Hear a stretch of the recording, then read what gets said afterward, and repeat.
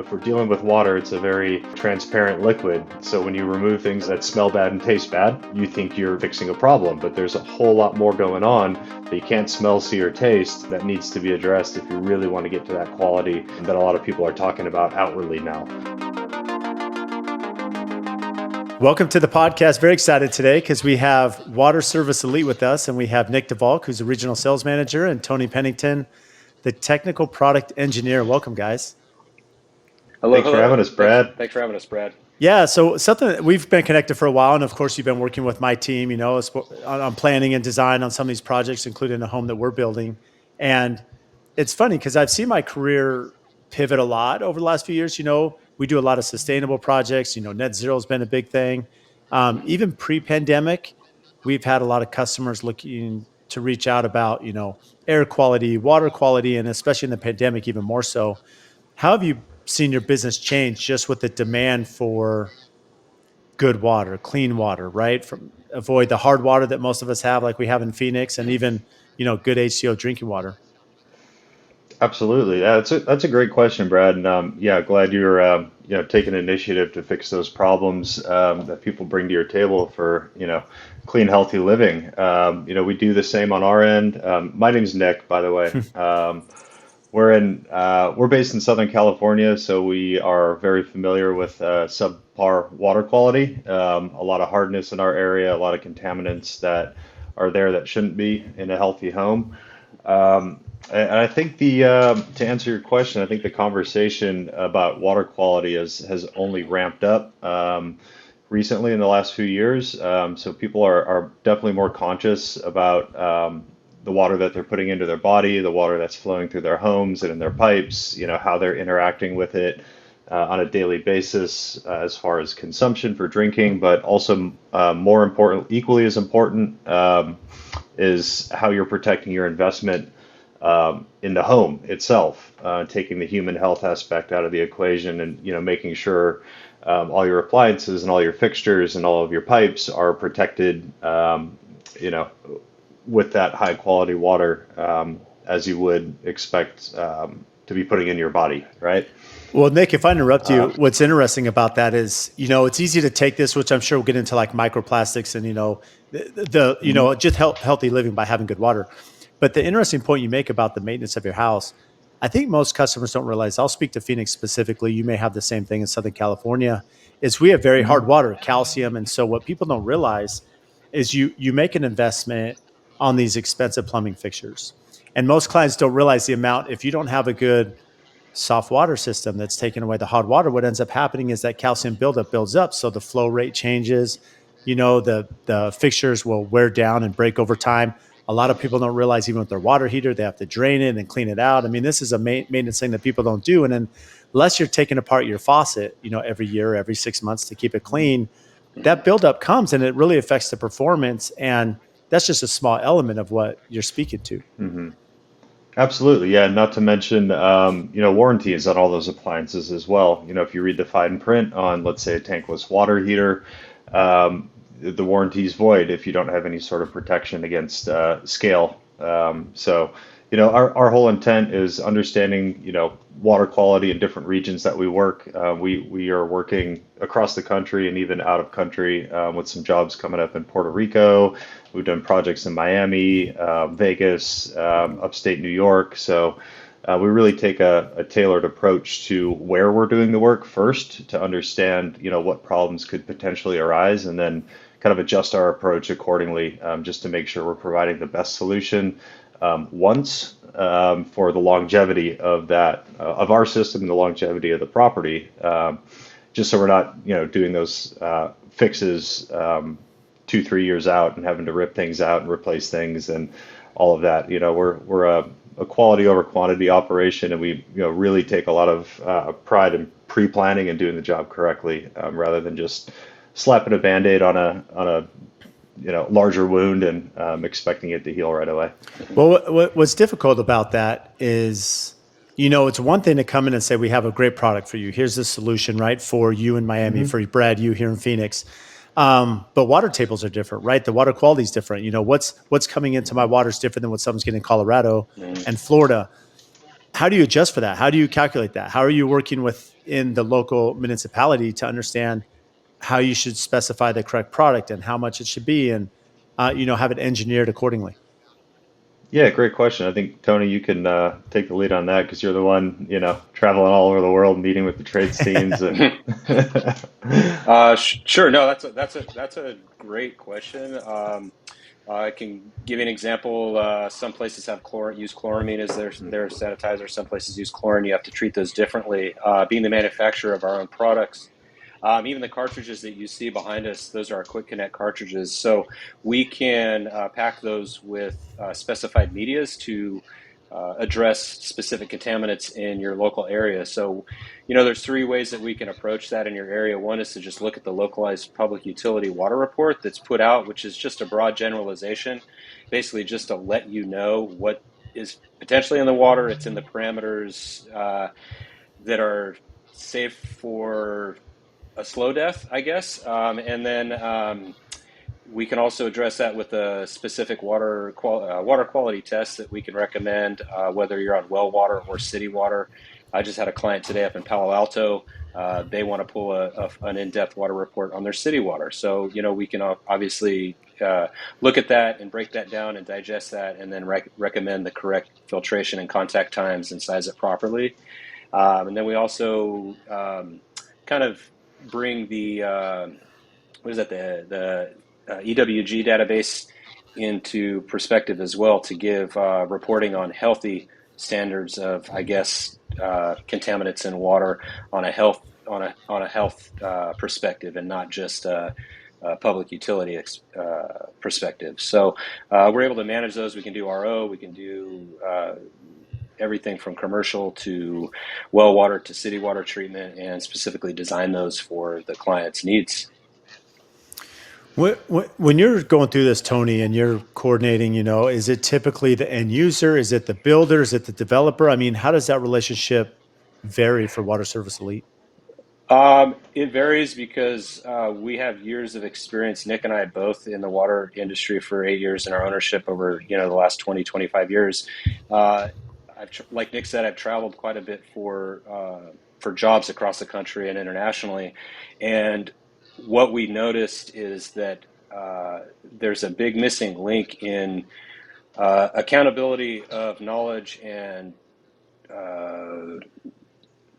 expressing how water works amongst the trades and homeowners and designers and assistants and project managers. So I think that's what we kind of bring to the table, is that we're showing up on behalf of the water itself and respecting that process as an ingredient into the overall build of the home, right? So I work with a lot of plumbers. I learn a lot from them, and then in turn they learn a lot from me as far as water quality, so they get to move forward in their next job with a little bit more knowledge. But we work through all the levels on a job site, from architects to designers, whoever is taking on that scope of responsibility based on how that team works specifically.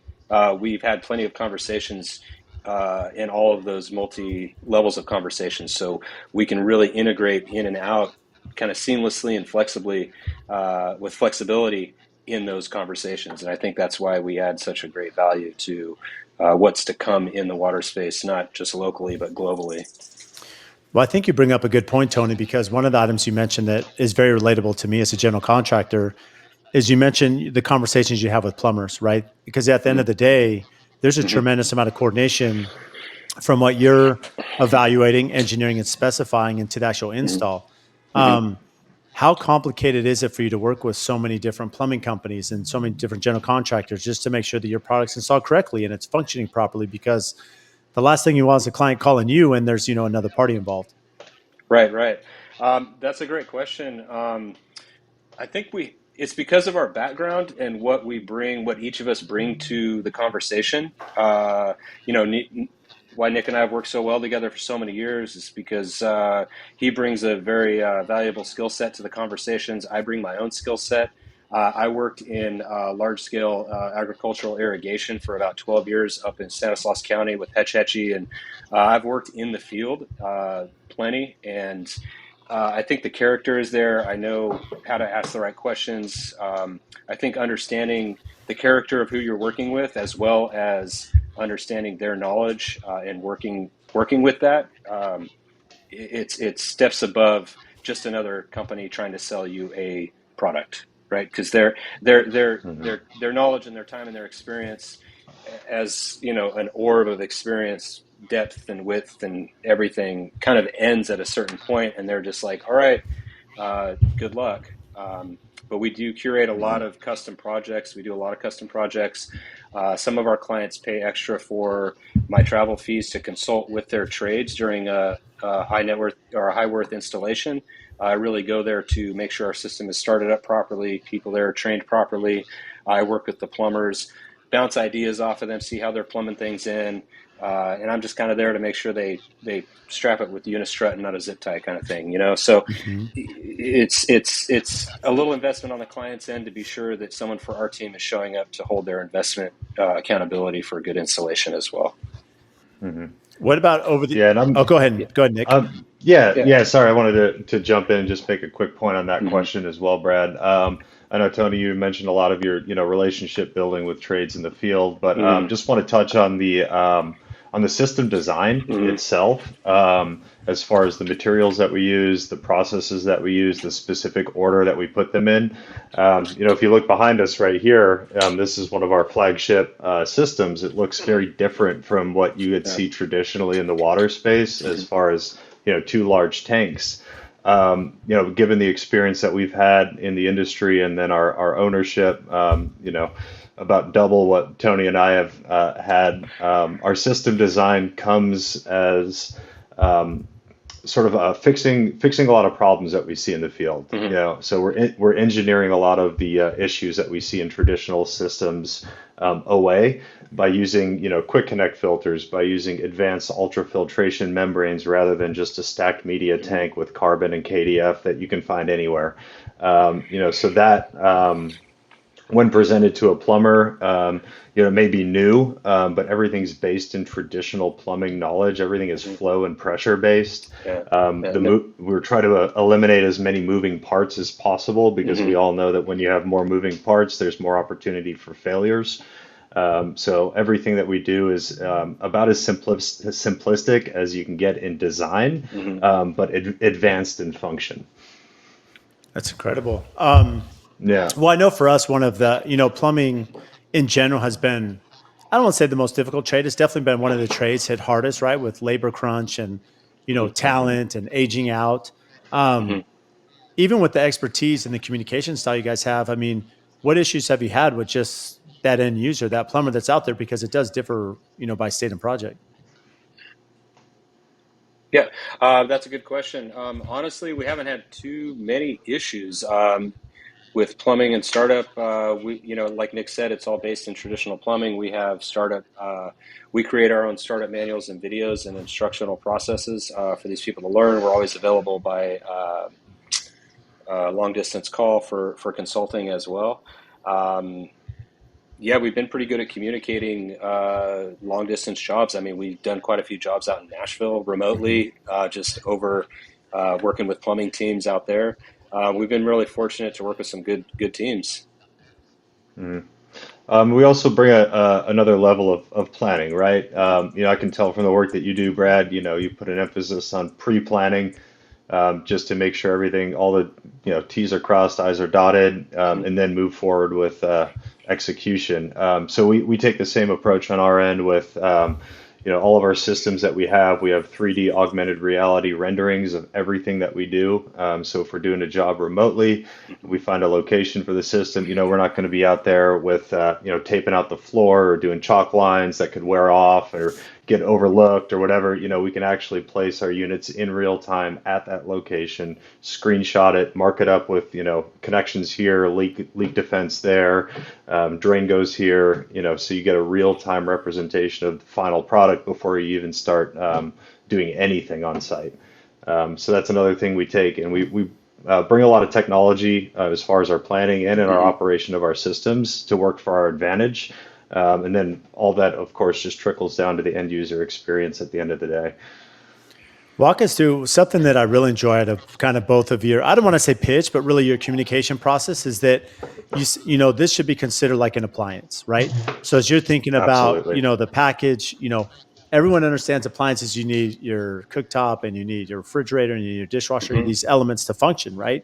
Yep. And walk us through about just the value add of having, water filtration in your home as if it's an appliance, just like the other ones we're already installing.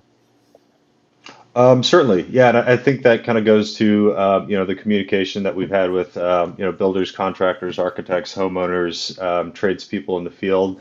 What we've seen is mostly the norm is that water filtration sort of gets left on the back burner until the very last step. And then all of a sudden we're dealing with a small broom closet available of space, right? Yep. So clients come to us with that thing at the very end of their list, and they said, all right, what can you do in this space? We want water filtration. It's like, well, I wish you would have come to us earlier. So I think that's where we like to get involved as soon as possible so we can plan for appropriate filtration. Just for the peace of mind for, long-term living. If you're building forever homes and you are putting in, sub-zero freezers, you're putting in high-end dishwashers, you're putting in high-end stoves, you're doing everything, all these appliances in one way or another interact with water, right? The water that you're feeding these brand new appliances throughout the home, you want to make sure that's the utmost quality too, to just protect the investment of the other appliances. If that gets overlooked, we're going back to what we had started our conversation with hard water detriment, scale buildup, ripping out appliances and replacing them after a 2, 3 year period just because they're getting beat up with all the contaminants in the water. So, again, just having that foresight and that knowledge of like water filtration is absolutely paramount for human health, Hmm. but also equally as important for the health of your investment in the property.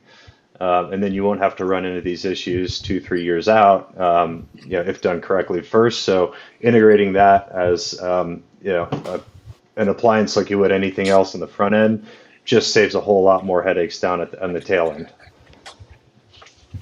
Now, as you look at, I think a lot of users or people listening may have questions as far as, I don't want to say diversification, but there's a difference between water filtration for hard water, right? That you're going to see at, Hmm. bathing areas, um, maybe sink faucet that you're probably not drinking out of. And so walk through like the soft water in correlation with the drinking water, right? That you're going to have at an Sure. RO location or maybe at the sink or an ice maker, how those function and how you're designing the system to incorporate both. Absolutely, yeah. And there's kind of two different sets of rules when you're dealing with I like to call it working water. That's the water that's flowing throughout the entire home for showering, for bathing, for toilets, for cooking, dishwashing, all of that stuff, right? And then there's the water that you're going to be consuming. So we take two different approaches to that, both of which are found within our packages that we offer. On the whole home side of things, we optimize everything to provide the quality of water needed for the entire home with the technology that we have available. If you were to take an RO system that's geared more for contaminant removal for consumption, scale that up, put it on a big home, first of all, the price tag is going to be, you know, Through the unachievable by roofer. most, right? Second of all, the wastewater is going to be extreme, so you're going to see highly elevated water bills. There's that eco-friendly consideration that's not, met with a whole home RO. So that's why we don't use RO on the whole home. We use ultrafiltration. It's a high flow, low waste solution. The wastewater of that is actually a non-brine. You can capture that, use it for irrigation. So you can actually get to a true net zero Hmm. water usage and water waste with our whole home system. So that's the approach we take there. We have two different styles. We can do a anti-scale media in our cartridges, which does not require salt. It doesn't require large volumes of backwashing. Um, so that's new technology. We can also apply a traditional softener as well. If that's what the client needs or requests, just to have that true softness, hardness removal. But then we take the other approach is our under-the-counter drinking water system. It's standard in all of our packages. We use RO. We have a one-to-one product to waste ratio RO membrane, so that's the highest efficiency RO membrane that you can get. We reintroduce essential minerals back into the water for consumption for a nice healthy pH balance. And then we're using our product that we designed in-house. It's an LED-based ultraviolet non-chemical sanitizer, just to ensure all the biologics are targeted and taken care of in the water, so you're not drinking water that's got bacteria and Mhm. getting you sick. So yeah, we take all of that into consideration, and then optimize the water throughout the home and for consumption based on usage and needs in each application. Walk us through, because Nick, you touched on something that's interesting. You mentioned the net zero, right? The Mm, sustainability right. aspect, especially in maybe a desert climate like Phoenix, where people are Mhm. very concerned about water usage. Las Vegas, even parts of California. Walk through that again, how you're working through sustainability, net zero, even, and how that's a huge benefit to the customer and environment. Certainly. So yeah, I think I touched on it a little bit in our whole home systems, our ultrafiltration membranes that we use for the whole home contaminant removal. Um, First of all, it's a very low size contaminant removal. It's at 0.015 microns of contaminant removal. So that's getting down to mechanical removal of viruses, bacteria, cysts, microplastics at that level. If you're looking at a traditional carbon tank, you're maybe getting about 5 microns of contaminant removal. So right out of the gate, that's a much smaller size of contaminant that we're removing. And then through that process, we're backwashing our membranes once every 24 hours. It's an automatic backwash just to ensure that the membranes are fresh and performing as they should in real time. But the net zero aspect of that is the wastewater of that backwash is significantly lower. We're maybe putting back about a gallon or 2 gallons max per backwash cycle. And as I mentioned, that water is non-brine, so it's actually healthy for plants. It's not going to affect any biologics of planter beds or drainage. You could put that out to sewer. You could put it out to storm drain. A lot of clients in Or septic too. environmentally septic works as well. Yeah, but in an environmentally sensitive area where water waste is a concern, you can actually capture that wastewater and daylight it to a planter bed, or you can daylight it to your backyard, or you can capture it and boost it out to irrigation, whatever you choose to do with that water. So it's not just exclusively going down the drain, Right. and it's going to be a loss. Yeah. And one more thing I want to touch on too is our water monitoring and leak detection. We apply that standard to all of our systems. It's an ultrasonic meter that actually accounts for all the water being used in the home down to the drop. So you have an app on your phone. You can look at your water usage in real time. It actually learns the usage of water throughout your home. So it'll recognize, oh, that's a toilet flush, or that's a shower, or that's a cycle in the dishwasher. Anything outside of that threshold, you'll get an alert on your phone, which may potentially be a leak in a wall or a leak in an irrigation pipe or somewhere where it'll only be a problem unless you notice it, and then by that time it's too Hmm. late, right? So this is a proactive approach to water conservation and water management. When you have something that's alerting you to a potential leak and the ability to shut off the main water line right from your phone, fix the problem before you're coming to a very expensive flooded basement or anything else like that. So I mean, there's layers of protection that we provide too, as in that regard. Yeah, that meter is also approved in LA County as a sub meter as well, because we have built-in back-end billing for that as well. So it's attractive for ADUs. We also work with those on apartments, condos. Um, they're great for that. Like Nick said, it's a smart meter. It's ultrasonic based. There's no turbines in it like all the other standard leak detection and monitoring devices that are out there. And I wanted to go back actually to the process of our system and why those cartridges are so important. What they offer as far as contaminant removal and the anti-scale media that's in them. So the reason why we designed those is because of issues like what was it, Nick, Scottsdale we were calling, and they were giving rebates to Hmm. remove the water softeners because of the Hmm. wastewater. So through our process and our media, it doesn't necessarily remove the hardness like a traditional softener does. That's the only real true way to remove the minerals. But what ours does is it coats the hardness in the water and disallows it to scale. So therefore, you're not getting potentially people complain about a slimy feeling or they can't wash the Hmm. soap out of their hair or anything like that. It's because we're not essentially removing the minerals. We're just disallowing them to scale on product, right? So uh, that's what allows us to get outside of the realm of having to be only tied to one option, which is a traditional water softener. Well, you bring up two really good points, Tony, because one of the pushbacks that clients do have with the water softener is that point specifically. It's slimy, it feels weird, it feels different.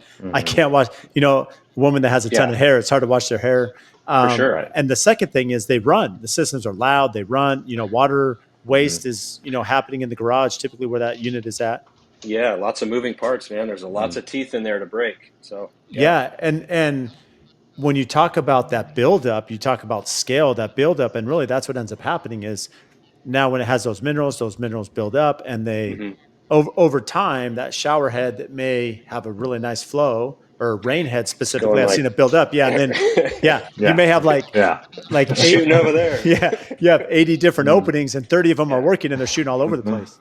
Yeah, yeah, Uh-huh. yeah. Or you're getting saw cut by one really intense beat of water, right? So, Yeah. yeah, that's all true. That's all true, and it's like that's why I think we've taken our experience and really worked hard to develop and design a lot of the pain points out of how traditional water treatment is looked at, starting from a residential point of view. Back to the LED UV that we're working with. That's a first of its kind. That we're offering. It's not That's not a mercury base. I can let Nick kind of dive into that. Yeah. Educate us on Yeah, that. yeah, it's a great yeah, yeah. product. If you let's go ahead and dig into that. I think did we answer your question on the Yeah, yeah. net zero, eco-friendly? If we want to touch on that a little bit No, more, it's we good. I can. think it's very beneficial. Cool. Perfect. So yeah, a lot of things that we have developed truly in-house. Like Tony mentioned, we are the direct manufacturers and designers of all these systems. We're not taking someone else's product and just slapping our name on it and reselling it. We've got complete control over, you know, how everything here integrates and Hmm. works. Specifically, our leak, our water monitoring and leak detection. I'm pointing to it right here. That's an in-house product. We've got our LED-based ultraviolet sanitizer. Um, Yep. this is really important, really, really important in the water treatment industry. So UV, ultraviolet light, is used heavily in water treatment.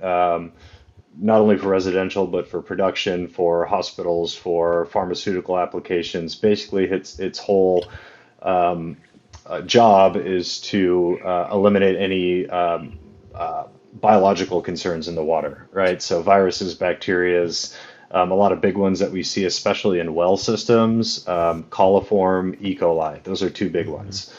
So any waterborne pathogens that you ingest and end up getting sick, UV is there to do the job to kill it non-chemically, Hmm.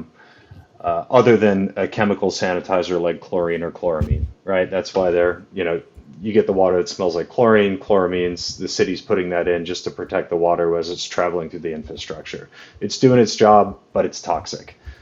We don't want to be ingesting that or bathing in it or vaporizing it through your lungs in a Breathing it hot in a hot shower. shower or in a hot tub. Right. Right.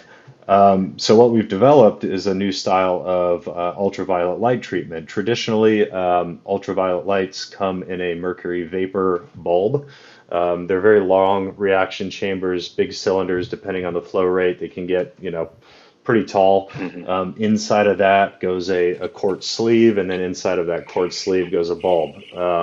Both are very fragile. Both have the potential to crack, to break. There's O-rings in there that can get pinched. If they're not seated correctly, you get a lot of leaks. Hmm. Those things put out a lot of heat because they are a vapor-based bulb.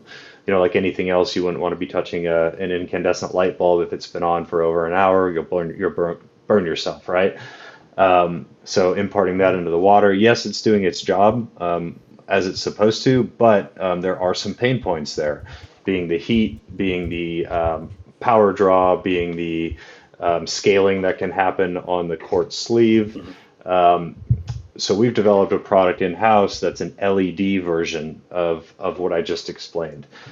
So if you're looking at ambient lighting, everything has gone away from incandescent and fluorescent. Everything is LED now. The water industry hasn't quite made that leap yet because it's very tricky to do. But we've got a great PhD that has designed a functional product in a variety of flow rates with an LED as the engine Mhm. rather than a mercury vapor lamp. And then it's eliminating mercury as well. Mhm. I know that's going to be a huge issue. It is now, but moving forward in the future, there's going to be heavier legislation on mercury and how that's kind of transferred and Yeah. manufactured throughout the globe. So the LED has extreme benefits, just kind of disrupting that whole market for water treatment. Yeah, What?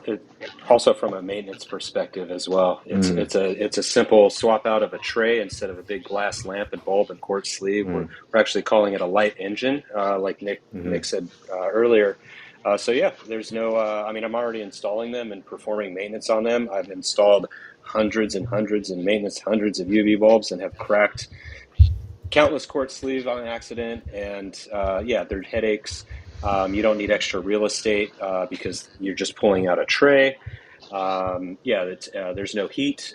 It's instant treatment, whereas traditional mercury vapor-based bulb systems take about 10 to 15 minutes to warm up. So there's a lot of advantages, low power draw. We could actually run them off of solar as well. So parts of the world where people are just trying to essentially live off the water that they're accessible to, we can go in there, provide solar disinfection of those contaminants at low energy, and get into mhm, that space as well. We have those for many flow rates from 1 up to about 30 gallons per minute right now. On mhm. jobs where we need higher flow rates, currently we're paralleling and building out a manifold of higher flow rates, but we're getting to the development of higher flow rates of that as well. Yeah, and I Lots. know we kind of got a little Yeah, sorry. long-winded on No, you're that. good. Yeah. Yeah, but I want to I want to simplify for a little bit, Yeah. just as like an end user experience in a home. Hmm. An under-the-counter RO drinking water system where you're removing chlorine. You need to have some sort of sanitizer on that. A lot of water companies or plumbers aren't using UV on an under-the-counter drinking water system just because of the heat. If you have a UV in there, you pour your first glass, it's warm, people don't like it, you have to flush that out. So people would rather just say, you know what, I don't want that experience, take the UV off. But it's absolutely critical if you want water to be sanitized. Hmm. So as an experiential thing, the LED doesn't leave any heat pocket in the water, and you're still getting that protection. Hmm. That's incredible. Mhm. Going back to a comment that Tony had made about pain points, right? What do you find the biggest pain point for your customers? What's the biggest demand that you have? Is it, looking at soft water? Is it looking at water filtration, right? Drinking water, because you have, Hmm. different formats. What do you find the biggest demand to be? Uh, yeah, addressing hardness, drinking water, I think, are the two main ones, and then, but the way that the consciousness is shifting on, how accessible these water reports are, and the conversations that are going on now in California, it's PFAS and trihalomethanes. Those are Mhm. huge factors. We just did a test up in Malibu, a field test, and our cartridge filters showed removal results of 100% of the PFAS, the trace PFAS in the whole home, the water through just the whole home system. So yes, hardness and then conservation as well. Hmm. I mean, that's Mhm. a big point. Another resolution that we've offered that I hear over and over and over again is, oh, you mean I don't have to add all those bags of salt anymore? And it's Right. like, correct. I Yeah, mean, yeah, on whatever level that's a value, it's a Yeah. value. So there's Mm. yeah, a lot of different, those I would say those are some of the main ones. Yeah. Yeah. We have a lot of systems on very high net worth clients' homes as well, with targets on their back sometimes about water usage, and we get them out of uh, that threshold, right? They're not wasting all this water now to treat like a 20,000 square foot home or whatever, right? I mean, whatever level we're working at, there is a value for the lifestyle and I think the interest of what that specific person is hoping to accomplish. Um, and I wanted to also speak to why the cartridge filters on our systems are also so valuable. Is that in a tank style system, um, you have the media that's stacked in the 2 cubic feet, 2.5 cubic feet, whatever. Over time, that media starts to condense in pockets within that tank. So essentially, after about a year or so, I mean, the water starts channeling through those hard pockets. It's not contacting the media as it was originally designed. So you're not getting the surface time across the media. So essentially, it's not doing its job anymore. So you're not getting the filtration. So if you have those tank systems sitting there for 5, 10 years, they're not efficient. These cartridges are designed to be changed out every 256,000 gallons instead of, just once a year or whatever. And that's all dictated by the meter that we include, which gives you an update of your usage through the app. What's interesting is outside of, I mean, you have client demand, you have, you're hitting these points of not just comfort, but sustainability. I mean, Mm-hmm. these are Mm-hmm. definitely key focuses of our clientele, right? Mm-hmm. As you look at your company and kind of the growth through today and where it's going, how do you feel that's going to change in your favor? Whether it's government regulation that'll continue to happen for wastewater and cleanliness, as well as just a growing demand of people that are more aware of what they're putting into their body, what's around their body, and what Right. the environment aspect of sustainability. Right. Well, Yeah, I think I've got two kids that are going yeah. to be older, and they're going to have certain expectations. So, you Mm, know, they're going to hold me accountable for, you know, leaving them what I've left them. So, it's like we have a whole nother wave of thinkers coming in behind us who are going to be buying homes and expecting, things already pre-installed and those kind of solutions. So I think Nick and I've always had this kind of like MO of like, man, we'd love to get to a point where we can get our water systems on homes as a pre-installed, just like you would a hot water heater. This kind of goes back to the investment part, right? And what I mean by Mm-hmm. that is that, a lot of people will be like, "Hey, Brad, from an interior design perspective, or a good Mm-hmm. architect, mhm, there's an investment, right? That's not just a luxury service, but there's an investment for a good architect, a good designer. But Mm-hmm. your investment, the dollars you're putting into your project, right, from resale to how you live in the home to how you feel, and it's how mhm, you're inspired, there's a ton of value that gets that matches, if mhm, not exceeds, that investment. And you think about, for us as a builder, a lot of clients are concerned about price. I'm sure a lot of your Mm-hmm. customers are concerned about price. And Mm-hmm. there's an investment, right? You go mhm, into with Water Service Elite, there's an investment to do that, but Mm-hmm. you're investing in something that's not only from a personal health standpoint or possibly environmental standpoint, but Mm-hmm. like we touched on, the appliances. I mean, you have plumbing fixtures that you're spending. I mean, I have mhm. clients, Woo! you put in Waterworks fixtures or, Callista. I mean, these are Yeah. not cheap fixtures, right? So there's an investment portion that you're saving. Yeah, they're not inexpensive. All Mhm. the Dornbrock faucets and all that from Germany and woo. Yeah.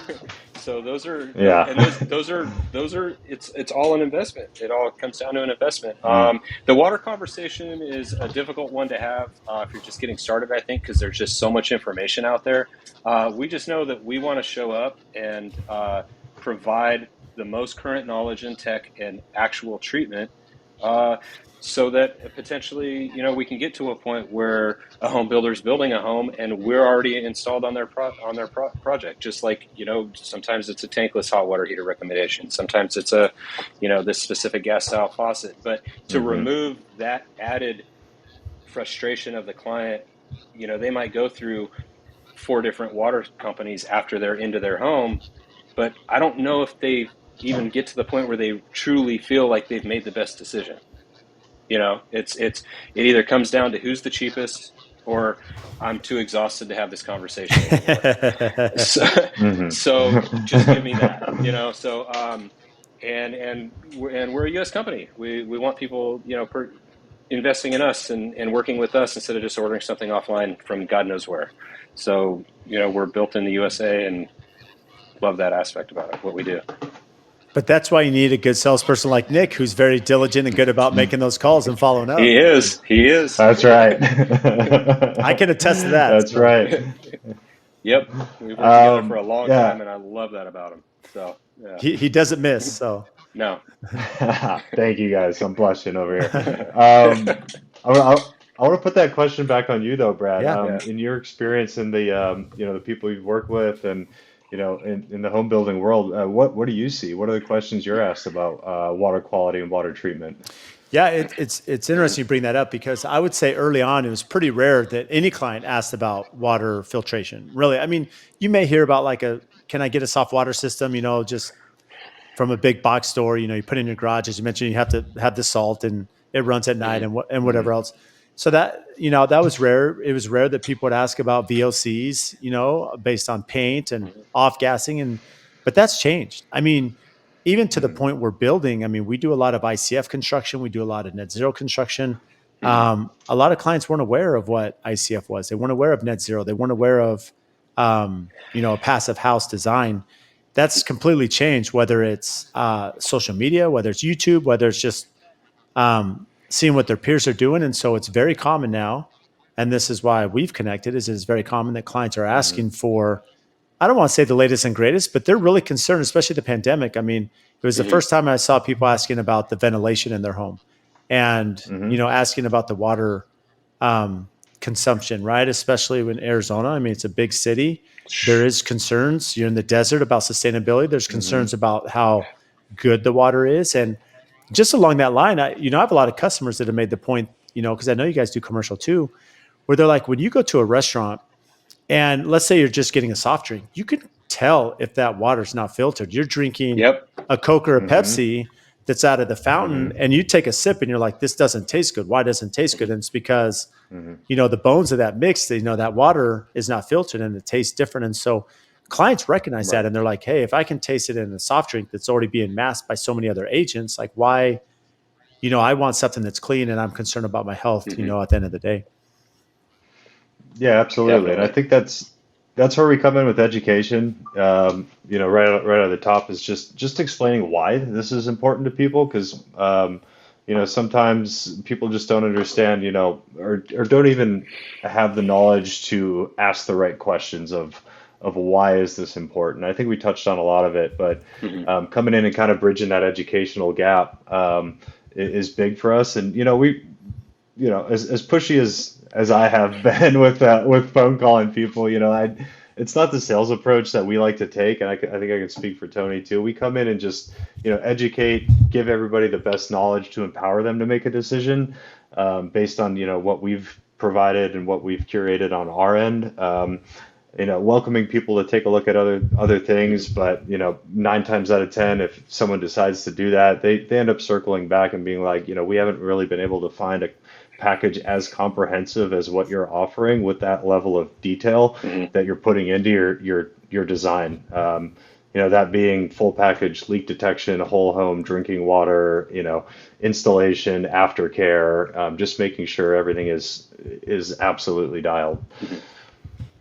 It's, and one thing I want to ask you that we touched on briefly, and I kind of teed up is microplastics. This is something that people are Mm-hmm. becoming much more aware of microplastics. How Hmm. does your, Mm-hmm. system coordinate with the fear of microplastics that a lot of our customers are asking about and concerned about? We love that question. Yeah. It's a uh, hot topic. it's a hot It's a hot topic. topic right now. Yeah, and that goes back to what Nick explained earlier about our micron size contaminant removal on our UF membrane for the whole home system. So carbon, unless you're purchasing specially packed media, is going to basically be 5 micron size. Our UF membrane is 0.015, so we're not just removing microplastics, we're removing nanoplastics because we're in the submicron category now. So we're able to remove that on a whole home level, and then the drinking water system is RO based, so that's 0.0001 micron, removing trace pharmaceuticals, trace hormones, microplastics. So filtering down to that level as far as our treatment, what we offer is concerned in that realm. But it's an issue for sure. It's a big issue. Hmm. Um, the awareness has grown on that quite a bit too. Hmm. So being that you, Yeah, and I think oh, go ahead, Nick. yeah. I just want to just a little caveat on that. I think, whatever anybody decides to latch onto as far as, a water quality conversation, Hmm. whether it's trihalomethanes, PFAS, microplastics, it's a really good start in the right direction of them to be open to understanding Hmm. kind of the deeper level of water treatment holistically. Because once you start getting into it, that's what I really love about the industry and why I latched on to doing what I'm doing right now is there's so many different layers of processes and procedures and done in specific orders. So if someone's concerned about, let's say, the microplastic thing, and then you get to come in and satisfy that question with what we're doing, and then you start opening things up. Well, did you know, a water softener is not a filter? Did you Hmm. know that, it's important to have filtration on your home because you're vaporizing chlorine into your lungs in a shower? Did you know that our leak detection, is homeowners insurance compliant? You might get a rebate or things like that, right? Right. Yeah. And then opening the door to that deeper level conversation.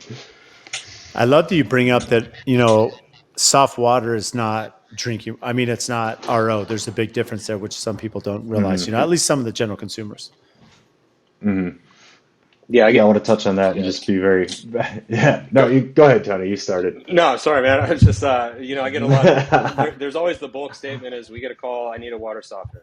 And that statement is always like the back end of that, and the knowledge is it removes contaminants. It's going to remove this and that and that. It's only addressing the hard minerals. So then we have to start over from that point. Because we're not just going to sell somebody a softener and be shady and be like, okay, we took your money. You think what you want to think. Thank you. We're we're not that way. We want to educate people. So anyway, that's all I wanted to say. Mm. Go for it, Nate. Yeah. Yeah, yeah, just doubling down on that. A water softener is not a filter. It's just removing hard minerals. But yeah, in order to actually filter, and a lot of the things that are unseen, untasted, unsmelled, Mhm. right? If we're dealing with water, it's a very, transparent liquid. And so when you remove things like that smell bad and taste bad, mainly chlorine, you think you're fixing a problem, but there's a whole lot more going on that you can't smell, see, or taste that needs to be addressed if you really want to get to that quality that a lot of people are talking about outwardly now. Um, But what we've realized though through the years, I mean, sure you can back me on this, Nick, is once we get them to that point and they taste that water that's been treated properly, hmm. they're like, dude, I'm not drinking anything else. I mean, it's a real, you notice a Hmm. difference through the taste and the viscosity of it, and Mm. everything else that supports what thought you Yeah. thought tasted clean. Or after that or after that first Dude, the shower, shower is you a know. big deal. Hey, like this system here, Uh-huh. this system here, our filtration with that Grundfos booster pump, the client only had about 45, 50 psi going into the home.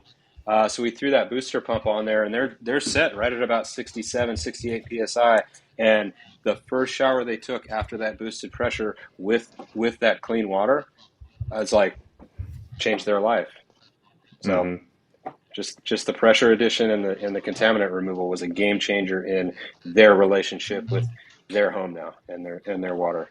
Hmm. So So we've been speaking about how you're solving my pain points as a general contractor, the customer's pain points. Hmm. What keeps you both up at night? What is the pain points of your company? What are the pain points of your Oh company? gosh. I'd say all the technology that we're putting out is new hmm in the space. Getting kind of what we are doing recognized in the water treatment space outside of what you see all the time, Hmm. like the dual tank system. The quick turnaround.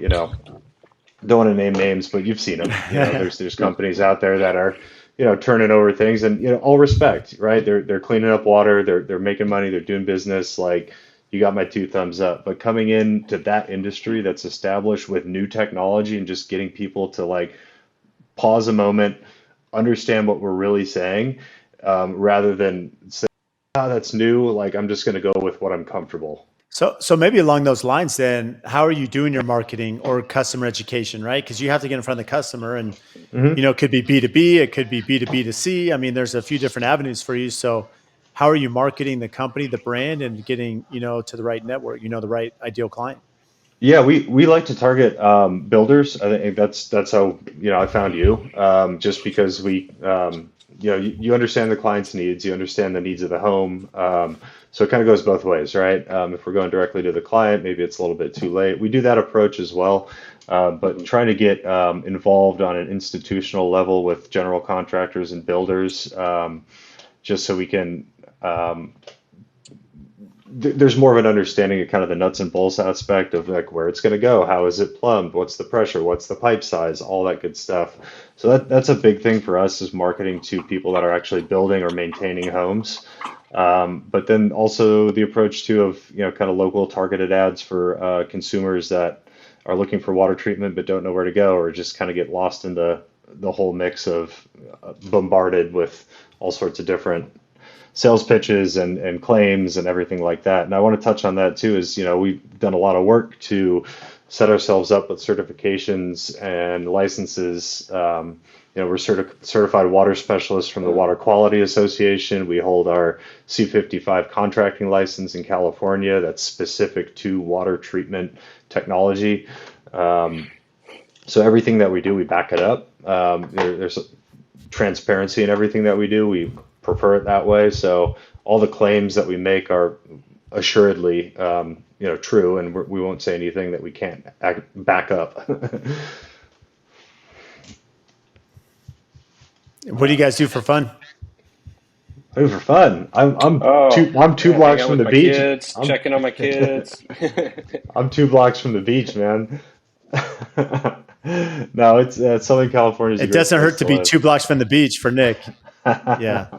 Yeah, we're both in Santa Barbara. Yeah, about a few blocks from the beach, so it's a great environment to come back to. That's for sure. It's a lot to do here.